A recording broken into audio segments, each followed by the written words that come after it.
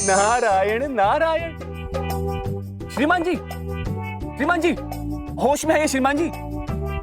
श्रीमान जी, कुछ तो बोलिए। ये क्या हुआ अचानक? ये मेरा सर इतना भारी क्यों लग रहा है? श्रीमान जी, आपके वाहन की एक दूसरे वाहन के साथ गंभीर टक्कर हुई। इतनी गंभीर श्रीमान जी कि आप भय के मारे बेहोश हो गए। परंतु श्रीमान जी, आपको कुछ भी याद नहीं है। नारायण नारायण। अब श्रीमान जी उठिए, श्रीमान जी उठिए, उठिए श्रीमान जी। हमें तो लगता है कि दुर्घटना की वजह से आपके बुद्धि पे गहरी चोट लगी है। नारायण नारायण। आप सही कह रहे हैं, पता नहीं मुझे क्या हो गया। भाई साहब, प्लीज भाई साहब, मुझे हॉस्पिटल ले चलेंगे प्लीज। देखिए, बदले में मैं आपको 1000 रुपए दूंगा। प्लीज प्लीज भाई साहब। ओया ओया, अब देखिए, ये तो हमारा फर्ज है, कर्तव्य है, और इसके बदले हमें आपसे कोई रुपए नहीं चाहिए। परंतु हाँ, जिस वाहन में आपको अस्पताल लेके जाएंगे वो वाहन आप हमें दे दीजिए। क्या? एक मजबूर आदमी की मजबूरी का फायदा उठाते आपको शर्म नहीं आती? मजबूरी का फायदा उठाना तो कुछ लोगों के धन कमाने का साधन है, परंतु निर्णय आपका है। अब आप ये निर्णय लीजिए कि आप वाहन स्वयं चला के जाएंगे या फिर ये वाहन आप हमें दे देंगे। नारायण नारायण। श्रीमान जी, श्रीमान जी होश में आइए, श्रीमान जी होश में आइए। ये मैं बार बार बेहोश क्यों हो रहा हूँ? मुझे कुछ समझ में नहीं आ रहा है। देखिए देखिए भाई साहब, प्लीज प्लीज भाई साहब, आप मुझे हॉस्पिटल ले चलिए। आप जो चाहिए वो ले लीजिए। ये हुई ना बात। नारायण नारायण।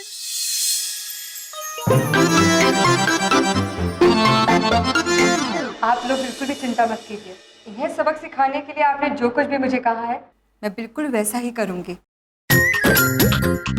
पर मुझे एक बात बिल्कुल समझ नहीं आ रही है कि ये अपने आप कैसे बेहोश हो गए और अब इन्हें होश में कैसे लाएंगे? उसकी चिंता आप मत कीजिए, उसके लिए नारद जी है ना। नारायण नारायण। नारद जी? यहाँ तो कोई नहीं है।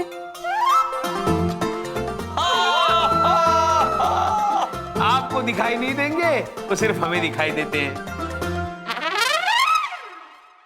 चित्रगुप्त जी, जी चलिए अब शीघ्र चलते हैं, फिर मिलेंगे। जी।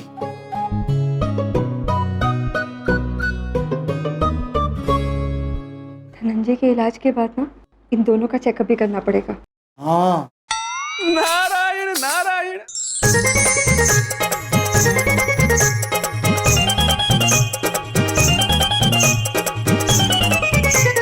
ये अपने आप होश में कैसे आ गए? क्या हुआ है मुझको? मैं बार बार बेहोश क्यों हो रहा हूँ? सर, आपकी तबीयत बहुत खराब है। एक्सीडेंट की वजह से आपके दिमाग में गहरी चोट आई है। अगर फौरन ऑपरेशन नहीं किया गया तो आप कुछ ही घंटों में मर जाएंगे। क्या क्या क्या क्या झूठ बोल रहे हो तुम दोनों? नारायण नारायण। अरे, अरे, ये मेरे पैर क्यों कांप रहे? अरे कोई से रोको। अरे मेरे पैर क्यों कांप? अरे कोई रोको इन्हें। अरे मुझे बचाओ। नारायण नारायण।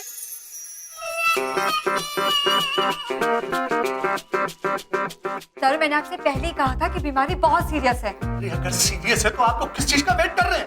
अरे जल्दी से मेरा ऑपरेशन शुरू करवाइए। ऐसे नहीं सर, फ्री में ऑपरेशन करना मैंने बंद कर दिया है। मैंने भी। और अगर अब मैं ऑपरेशन करूंगी तो मुझे उसके लिए आपका घर चाहिए। और मुझे साबुन की फैक्ट्री। बहुत घटिया हरकत कर रहे हो तुम दोनों। सर, आप ही से सीखा है ये सब। नारायण नारायण।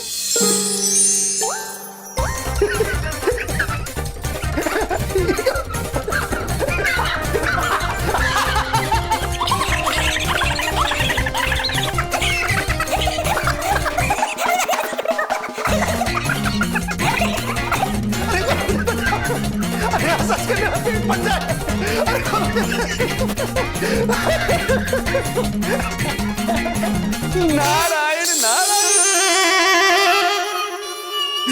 सर, मेरी मजबूरी का फायदा उठा के ठीक नहीं कर रहे हो तुम दोनों। मेरा इलाज करो, दया करो मुझ पर, तरस खाओ। तरस?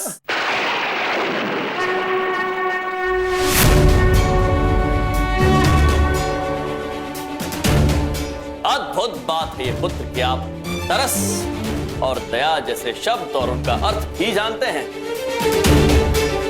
पुत्र, इतने रोगी, उनके प्रियजन आप पर भरोसा करके अपना इलाज कराने आते हैं और आपने उन्हें मृत्यु का भय दिखाकर उनसे पैसे ले लिए। उचित बात नहीं। तब आपकी तरस, आपकी दया कहां गई थी पुत्र? जब आपको पीड़ा हो रही है तब आपको दया याद आ रही है, लेकिन उस वक्त याद नहीं आई जब प्रभु की तबीयत खराब है ये झूठ बोलकर आप हमारे प्रियजनों से पैसे ऐंठ रहे थे। पृथ्वीलोक पर एक चिकित्सक को ईश्वर से कम नहीं आंका जाता, किंतु आपने अपने लोभ में आकर चिकित्सक की गरिमा को ही पेश दिया। आप बिल्कुल सही कह रहे हैं यम जी। आप लोग मेरा सब कुछ ले, अब अगर मैं बच गया तो कभी भी किसी की मजबूरी का फायदा नहीं उठाऊं। पूरी ईमानदारी से पैसे कमाऊं, भले जितने भी। अद्भुत पुत्र, अद्भुत। इसी बात का एहसास कराना चाहते थे हम आपको, क्यों वैद्य जी? सर, आपको कुछ भी नहीं हुआ, आप बिल्कुल ठीक हो। बस मामूली सा सदमा लगा था आपको। क्या? मैं ठीक हूँ? मुझे कुछ नहीं हुआ, मुझे कुछ नहीं हुआ। अरे मैं ठीक हूँ। हाँ। जी।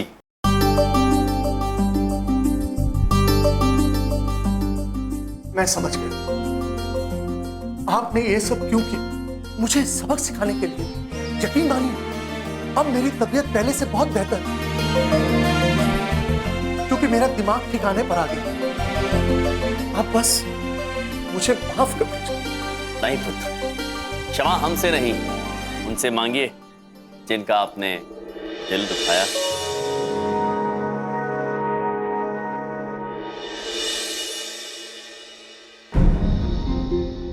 ये लीजिए आपके 10 लाख रुपए।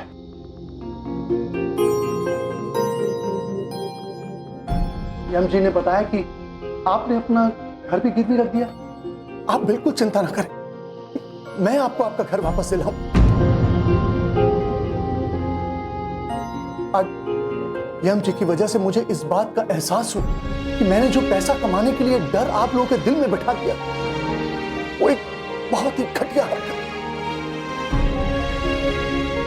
हो सके तो आप लोग मुझे माफ कर दीजिए। अरे हम तो ये बात नहीं समझ पा रहे हैं कि एकदम से यम सर ने ऐसा कौन सा पाठ पढ़ा दिया, एकदम से तख्ता पलट सा हो गया फट से। प्रभु की लीला अपरंपार है, मामा जी को समझ में नहीं आएगा भैया जी ब्रो। चलो खुदीराम, इस अस्पताल के आधे से ज्यादा मरीज बिल्कुल ठीक, हमें उन्हें फौरन डिस्चार्ज देना है। आज से इस हॉस्पिटल में सिर्फ समाज सेवा होगी। अद्भुत।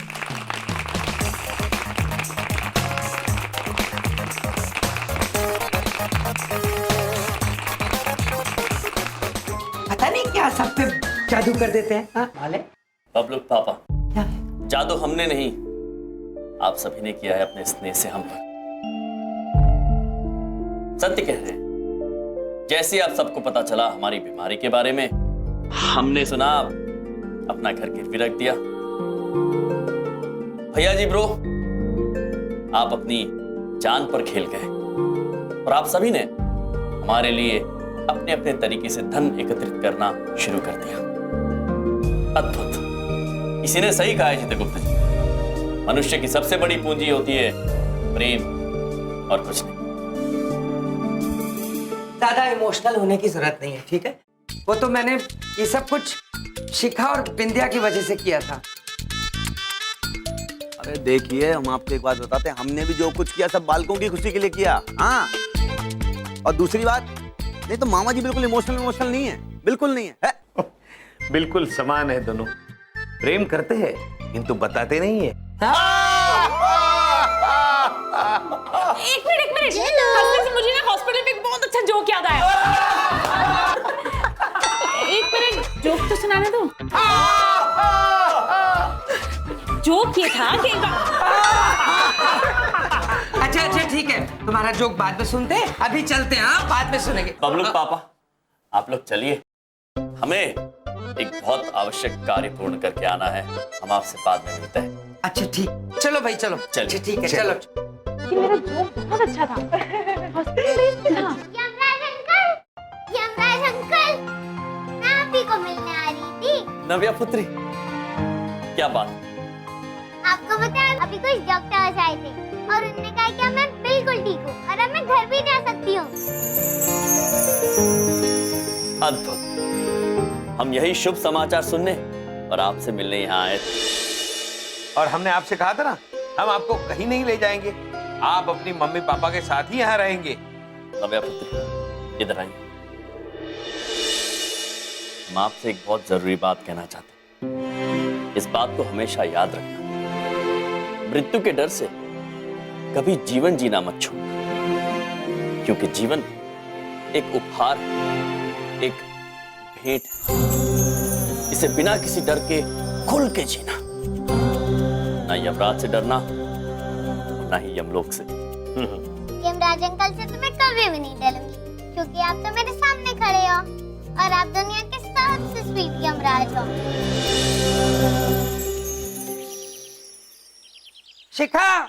शिखा, बिंदिया, अरे कोई है इस घर में? बिंदिया, शिखा। पापा, मम्मी वैष्णो देवी गई, आप भूल गए? ओ, मुझे आदत पड़ गई है घर में घुसते ही आवाज लगाने की। हाँ, अच्छा कोई बात नहीं, देखो मैं क्या कमाल की चीज लाया हूं, ये देखो। स्माइल, ठीक है? एक इधर। ओके, अब एक यहाँ नीचे से, ऐसे। हाँ। कमाल की चीज है ना पापा, ऑसम चीज है। अच्छा, मैं ना मामा जी को भी बुला के लाती हूँ, एक साथ सेल्फी लेंगे। एक मिनट, कोई जरूरत नहीं किसी को बुलाने की। देखो ये मेरी सेल्फी स्टिक है, इस पे उन्हीं की फोटो खींची जाएगी जो हमारे जैसे पूरे ठीक ठाक से कपड़े पहनते हैं। हर एक की नहीं खींच सकते हम फोटो इस पे। इसको तुम जरा वहाँ रख दो टेबल पे, खाना खाते वक्त पल पल की सेल्फी लेंगे। हाँ, अच्छा लगेगा। ठीक है पापा। अच्छा, आप मेरे लिए साड़ी नहीं लेकर आए ना? ओ, मैं भूल गया। मेरे कॉलेज में फंक्शन है, पहली बार साड़ी पहनने वाली हूँ। मम्मी भी नहीं है, मैं कैसे पहनूंगी? कोई बात नहीं, तुम फटाफट खाना लगाओ, हम लोग खाना खा लेते हैं और उसके बाद तुम्हारी साड़ी लेने चलते हैं, ठीक है? ओके, मैंने अपने हाथों से खाना बनाया है। अच्छा लगा दो, फटाफट लगाओ खाना। हाँ? अरे वाह प्रभु, खाना तो लग गया है। आइए, मैं आपके लिए परोस देता हूँ। अद्भुत चित्रगुप्त जी, बड़ी जोरों की भूख लगी है। जी प्रभु। चित्रगुप्त जी, ये जो होता है, ये बर्तन, इसे आंग्ल भाषा में क्या कहते हैं? और प्रभु, इसे आंग्ल भाषा में क्रॉकरी कहते हैं। हाँ, और यहाँ की महिलाओं को ये बर्तन जमा करने का बड़ा शौक होता है। अद्भुत शौक है चित्रगुप्त जी। ये अद्भुत शौक आज है। मेरे साले खाना पर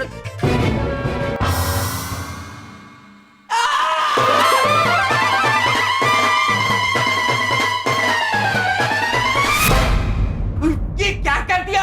मेरे मोबाइल से खाना परोस रहे। क्या हुआ? पागल हो गया क्या? क्षमा कीजिए बबलू, ध्यान नहीं रहा, ध्यान नहीं रहा। ये मेरी सेल्फी स्टिक से खाना परोस रहे हो? चित्रगुप्त जी, सेल्फी स्टिक? प्रभु, सेल्फी स्टिक अर्थात? ये अर्थात भाड़ में गया तुम्हारा अर्थात। मेरे मोबाइल और सेल्फी स्टिक को चावल के साथ मिला के खाने वाले थे क्या? अरे पापा, मैंने पहले कहा था कि मामा जी के साथ एक सेल्फी ले लीजिए, तो उनको पता चल जाता है ना कि इसके साथ क्या करना होता है। आप ही नहीं माने। और वैसे भी हमारे भगवान समान मामा जी के साथ आप जब बुरा करते हो ना, आपके साथ भी कुछ ना कुछ उल्टा हो ही जाता है। अरे तुम भगवान से डरो शिखा, तुम इस मौके पे भी मामा जी की साइड ले रही हो। अरे मेरा तो पूरा परिवार ही उल्टा है।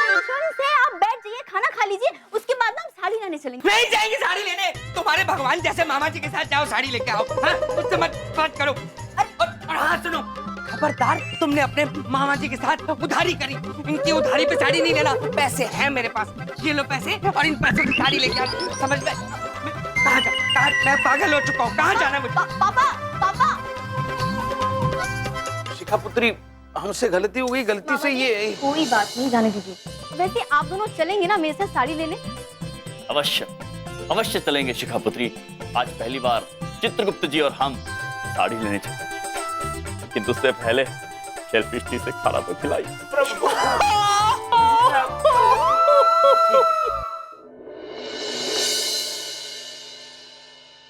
मामा जी, इस दुकान में ना बढ़िया साड़ी मिलती है। मम्मी के साथ भी मैं यही आई थी। चले अंदर।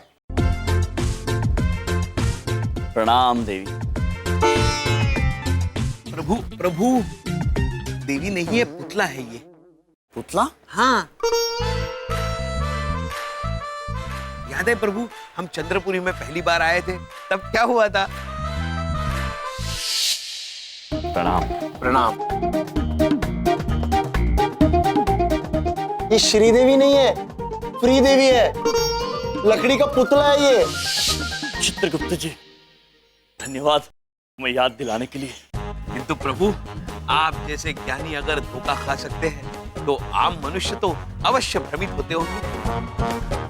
हाँ चित्रगुप्त जी, उचित बात कह रहे हैं। हमें इस पुतले को यहाँ से हटाना होगा। प्रभु, आप ये गदा पकड़िए। जी।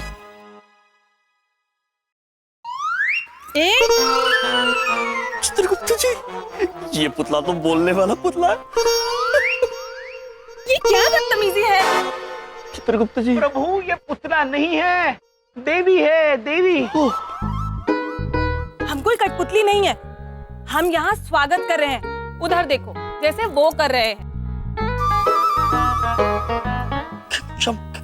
क्षमा चाहते हैं देवी, क्षमा चाहते हैं। हमसे समझने में भूल हो गई। पहले हमने एक बार एक पुतले को देवी समझ लिया था और आज एक देवी को पुतला। क्षमा चाहते हैं। चलिए चित्रगुप्त जी। चलिए प्रभु, स्वागत हो गया। क्षमा क्षमा क्षमा।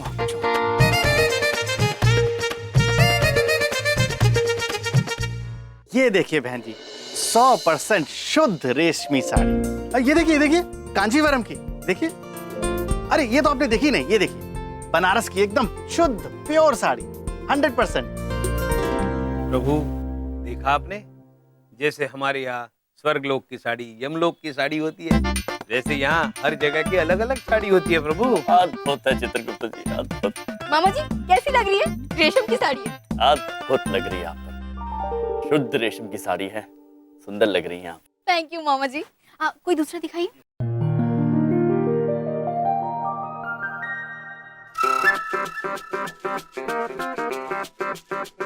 प्रभु, वो देखिए, पुरुष साड़ी पहन रहा है। प्रभु,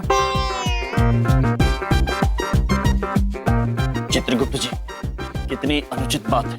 प्रतीत होता है इस व्यक्ति को ज्ञात ही नहीं है कि साड़ियां केवल महिलाएं पहनती हैं। आप जाइए और इससे पहले कि लोग उन पर हंसना शुरू करें, उन्हें रोकिए। जैसी आज्ञा प्रभु। शीघ्र। पुत्र, पुत्र, रुक जाओ। ये तुम क्या कर रहे हो? ये साड़ियां सिर्फ महिलाएं पहनती है, आप क्यों पहन रहे हो?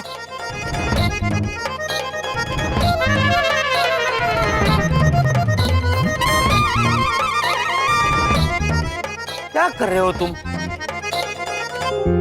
ये क्या कर रहे हैं आप? वो आदमी हमें साड़ी पहन के दिखा रहा था कि कैसी लगती है।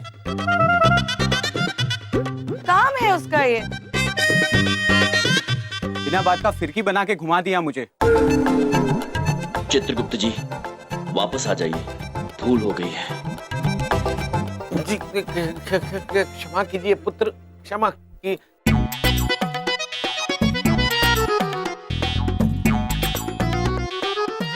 ये रही आपकी शुद्ध रेशम की साड़ी, 6,999 रुपए।